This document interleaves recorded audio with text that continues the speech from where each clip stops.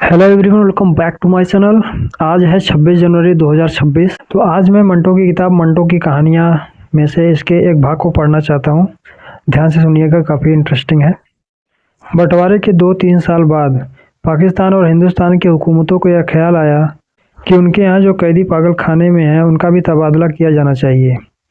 जो मुसलमान पागल हिंदुस्तान के पागल खाने में हैं उन्हें पाकिस्तान पहुँचा दिया जाए, और जो हिंदू और सिख पाकिस्तान के पागल खाने में हैं उन्हें हिंदुस्तान के हवाले कर दिया जाए। ये खबर जब लाहौर के पागल खाने में पहुंची, एक मुसलमान पागल जो 12 बरस से हर रोज़ बाकायदगी के साथ जमींदार पढ़ता था, उसने जब उसके एक दोस्त से पूछा, मौलवी साहब ये पाकिस्तान क्या होता है, तो उसने बड़े गौर व फक्र के बाद जवाब दिया, हिंदुस्तान में एक ऐसी जगह है जहाँ उस्तरे बनते हैं। ये जवाब सुनकर उसका दोस्त मुतमईन हो गया।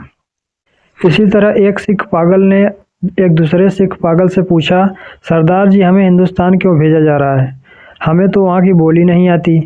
दूसरा मुस्कुराया, मुझे तो हिंदुस्तान की बोली आती है, हिंदुस्तानी बड़े शैतानी अकड़ अकड़ फिरते हैं। एक दिन नहाते नहाते एक मुसलमान पागल ने पाकिस्तान जिंदाबाद का नारा इस जोर से बुलंद किया कि फर्श पर फिसल कर गिर गया और बेहोश हो गया। कई पागल तो ऐसे भी थे जो पागल नहीं थे। उनमें अक्सरियत ऐसे कातिलों की थी जिनके रिश्तेदारों ने अफसरों को दे दिलाकर पागल खाने भिजवा दिया था कि फांसी के फंदे से बच जाएं। एक पागल तो पाकिस्तान और हिंदुस्तान और पाकिस्तान के चक्कर में कुछ ऐसा गिरफ्तार हुआ कि और ज़्यादा पागल हो गया।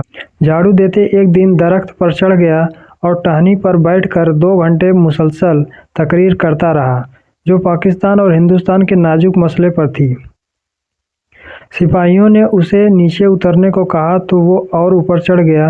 डराया धमकाया गया तो उसने कहा, मैं हिंदुस्तान रहना चाहता हूँ, न कि पाकिस्तान में। मैं इस दरख्त पर ही रहूँगा।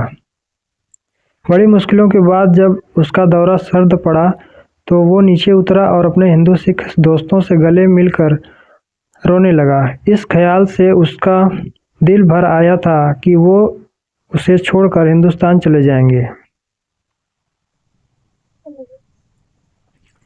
एक एमएससी पास रेडियो इंजीनियर में जो मुसलमान था और दूसरे पागलों से बिल्कुल अलग थलग बाग की एक खास रविश पर सारा दिन खामोश टहलता रहता था, यह तब्दीली नमूदार हुई कि उसने तमाम कपड़े उतार कर दफअदार के हवाले कर दिए और नंग धड़ंग सारे बाग में चलना फिरना शुरू कर दिया।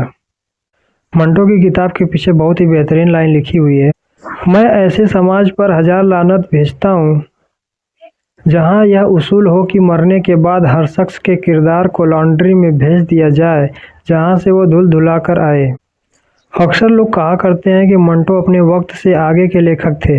उनकी अहमियत को बस वाजिब तरीके से पहचाना और मान देना शुरू किया गया है।